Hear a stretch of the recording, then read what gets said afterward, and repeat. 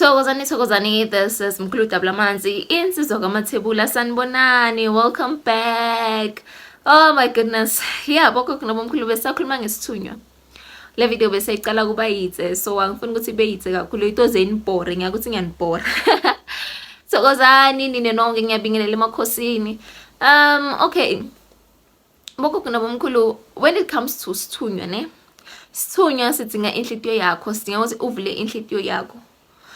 You can be at someone's house ufuna lisito lokuthi isithunywa sakho siphakame, and you find ukuthi you've been to different ndumbas or houses trying to fix this thing called isithunywa, kufixa lengelos le la ngaphakathi kwakho. You know ukuthi isithunywa sebenza kanjani moko sebenza ngalendlela leyo ukuthi you need to fix yourself first. You need to fix yourself first because ngathini sithunywa sensitive. First of all, very sensitive. Sensitive to such an extent yokuthi naletinto etiphuma la kuwe, sometimes those are the things that tikuvalela tinto takho tena ukuthi nalesithunywa sakho singasebenzi. And another thing, nasikhuluma nawe awulaleli nini bakutshela ukuthi thungisal jazz, nini bakutshela ukuthi thungisa sambatho, nini gogo, nini mkhulu, nini solo bakutshela, nini solo bakutshela bathi bafuna speaker lesinje. Remember ukuthi uNkulunkulu nakakuphe a gift kumbe ayafuna ukukunika something, uqala akuteste, even anything ngelositakho la kuwe tiqala tikuteste kuqala tibuka ukuthi uyalalela na. If ungalaleli kuyendakalani phambili, cause say maybe bathi hamba uyothandazela sibanibani, and it's a test, and then when you are there thinking, ish, oh my goodness, how am I gonna do this? Because I've never done this before. I've never prayed for anyone. What if ngiyamthandazela and then that person doesn't get healed? What if ngiyamthandazela and then akulewes? So those are the things that are holding you back, gogo. Those are the things that are holding you back, mkhulu. Uyativalela wena, uyaticinzetela. So that means ukuthi wena awukho, you're not reliable kahle. Idlotile ukuthemba njani? Isithunywa sakho siyokuthemba njani? Because now bakuthuma awuthumeki. Now bathi thenga something, you don't do that. You don't listen. So siyosebenza njani nawe? That's why you find yourself ukuthi you suffer skhathi leside, and then you come back saying ukuthi nibantu bakuloya wena tinto takathambi kahle. Kani asibukeni ukuthi kahle konakale kuphi. Why don't you sit down and then check ukuthi impilo yakho ngenakalani? Where have you gone wrong? Nguphi lokuyendile lokho wrong? What are the things that you did not do? Some of you, like, you ask stupid questions. Gogo, hey, labantu labadzala, they're always demanding things, blah blah blah. Why do they demand this? Why do they demand that? Sometimes those things ma test, guys, are stupid. It's a test. Back check ukuthi la bakucela something, will you do it? Na bakunika leyo mali angeke ubajikele na, cause uthunyiwe bathumiwe ukuthi batokhona kusebenza bakhethe wena ukuthi utokhona kuhambisa lo msebenzi. So if bangakhona ukukutrusta bayosebenza njani, bayokusebenzisa njani? Cause into lencane liduku kumbe siphika iliduku, futhi iliduku uhluleka kuthenga liduku. So la mandla la that la okay, lengithini laba kubekele wona, let me say that.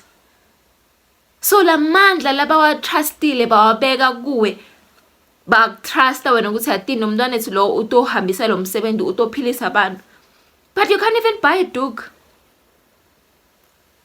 They have entrusted you with this thing, but when you are refusing to do the little things just to buy ngathini, not even beats. Kuyendisa isesh, kuyendisa ibhidani. You can't even do that. Isithunywa sakho sifuna kusebenza, sifuna ibhidani. Net kukulinga ukuthi uyalalela na. Utolalela kusasa nabathi vuka ngalesikhathi lesi hamba uyenda 1 2 3 4 5. So just with the little things that bakutshela tona and then you don't do them, ucabanga ukuthi lesithunywa sakho sitosebenza na? Siyosebenza njani?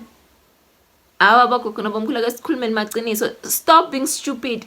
Why letinye into nehamba nayindiswa ngikhiphe ama 100,000 but into lencane ingelosi yakho ifuna kusebenza, ifuna kukublessa ngaloko just ukuthi bakucheck ukuthi kahle kahle will you follow the rules, will you do it, do you trust them nabathi yenda so na kumbe bathi yenda so, do you trust them with those things?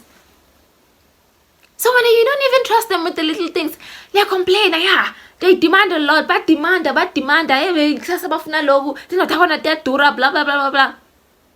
Why list? It's not about the money, ne? But one thing for sure, ne, ngulungulu. Angeke akunike umsebenzi aphinza kusafarise bogogo. Abanye benhleli tuke ma million tuke inhlele timaleni intihlalele ibhizinisi yatisutela ubhizi yakhala kuze hey mina ngiyahlupheka ubhizi yatisutela yatisutela wena. Ngenxa yani ureasona too much, what is too much? Humble yourself. Are you fasting? Are you praying? What are the things that you are doing?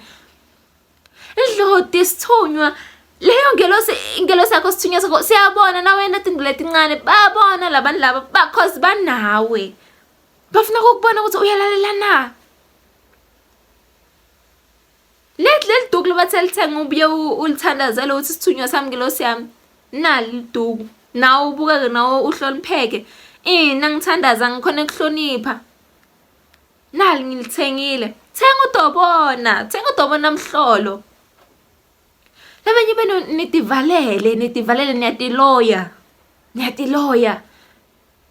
Yabona sithunywa sidzinga tindoda like nabathi bafuna ijazz, nabathi bafuna sambatho, nabathi bafuna lensimbi yokuthandaza kumbe bafuna whatever that they want, ne?